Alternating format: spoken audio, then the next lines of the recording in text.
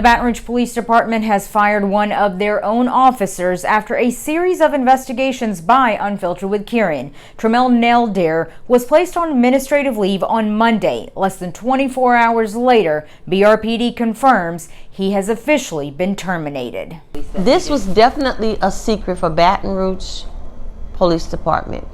It was a secret that would have stayed a secret had you not broken the story. Angel Matthews teared up when she heard the man who sexually harassed her son 23 years ago was fired. It was a relief to hear that he's been terminated. That's what I wanted. You know, that's what I think needed to happen. And the news happens to come a day before her birthday. I needed to have peace, and I needed Brandon to get something back. He lost something, you know, during that time. It's a very unforgettable birthday, really. Matthew's son, Brandon Butler, who is now 42 years old and a Baton Rouge police officer himself, was pulled over in July 2000 when he was 19 years old. Records obtained by Unfiltered with Kiran show Officer Tremelle Neldare ordered Butler out of his car around midnight and to get on his knees. From there, Neldare made inappropriate sexual remarks and even taunted the teen about trying to fight him. Not even a month later, the same officer, Tremelle Neldare, responded to a domestic call where he separated a man and woman. His own police report shows Neldare told the man, quote, "There was enough to go around 10 times or more and not to get caught up on just one."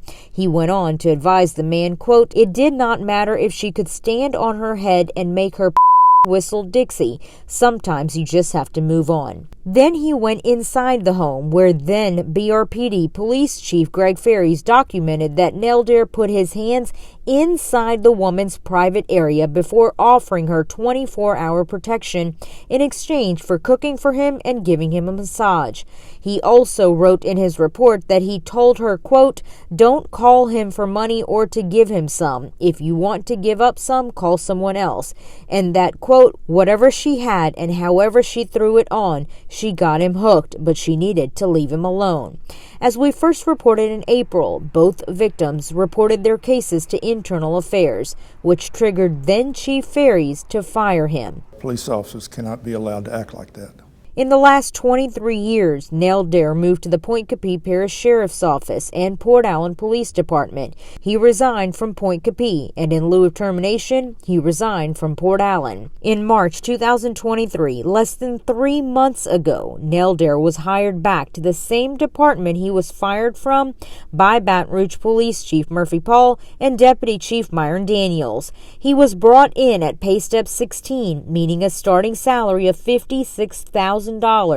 Compared to other officers who start at nearly $40,000 or pay step 5. The fact that the Baton Rouge police chief rehired Officer Neldare is, I think, an embarrassment to the Baton Rouge Police Department, and particularly an embarrassment to the police chief for bringing this disgraced officer back onto his force. Raphael Ganachi is the president of the Metropolitan Crime Commission and a former prosecutor turned watchdog. He should have never been rehired. The fact that he was terminated today, fired, is an indication and confirmation that he should have never been rehired in the first place. Unfiltered with Kiran's investigations put Neldare on the district attorney's Brady list, a list of officers who have issues with their credibility.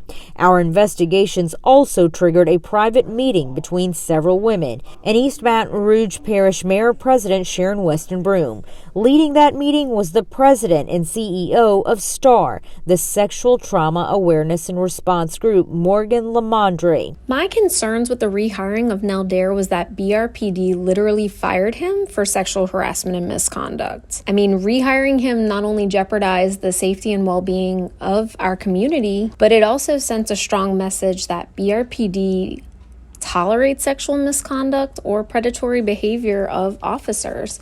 And rape is already one of the most underreported crimes. So how can we as advocates credibly encourage victims to report to law enforcement and tell them they will be taken seriously If BRPD is willing to rehire someone who has an established record of sexual harassment and misconduct. I'm a woman. You know, to Mayor President, you're a woman. How does it feel to know that this officer is hired with the Baton Rouge Police Department with the offenses that took place? Just as a woman, we don't have to go any further. Woman to woman, you know, how am I gonna feel safe if I need to call him and that's who you're sending out? How am I gonna feel safe? Sources tell Unfiltered with Kiran the mayor said she was not aware of Neldare's rehiring. The next business day, Neldare was placed on administrative leave. The following day, he was fired. Firing Neldare isn't enough because we still, quite frankly, don't understand how he was rehired to begin with. If the chief won't provide that information, I believe that the mayor has a duty to appoint someone to investigate, to determine how and why Officer Neldare was rehired in the first place. Both Lamondre and Ganachi say just because Neldare is now gone, the issue is far from over. I believe that the Baton Rouge Police Department Chief Paul owes the public an explanation as to why this disgraced officer that was fired for cause was rehired by him during his administration. If you can say anything to the Baton Rouge Police Chief now, what do you say? I would say now it makes sense. Because originally I was like, make it make sense. Mayor President, make it make sense. Chief, make it make sense. I couldn't get it together. No matter how I tried, I could not. It didn't make sense to me. Matthews says she and her son now have peace. She spoke up on her son's behalf a month ago and today because he, as an officer, cannot speak to the media. But Brandon, I could see the relief on him. I would be lying if I say that it hasn't affected him, because it did. It affected him. Back in 2000, Butler was the victim of Neldare's sexual abuse. 23 years later, Neldare was rehired and assigned to the same squad and same shift where Butler already worked. Despite that, Matthews says her son stayed loyal to his job and the people he serves. He never once not put on that uniform or hesitated. He never missed one day because of this.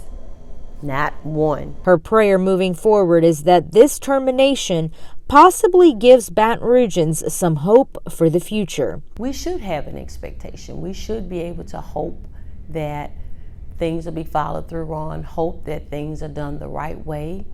And I hope that this could be an example of what we have to look forward to in future elections and future decisions that has to be made, because we are the people.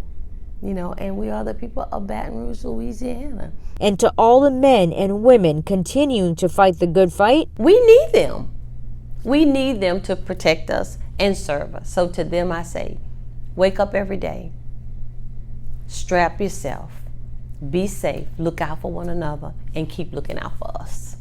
Now, we did reach out to Mayor President Sharon Weston Broom's media contact for a response on Neldare's rehiring and termination. Our email and text were seen, but as of this report, no comment yet. We also reached out to Neldare for any response. He did not answer. With Unfiltered with Kiran, I'm Kiran Chawla.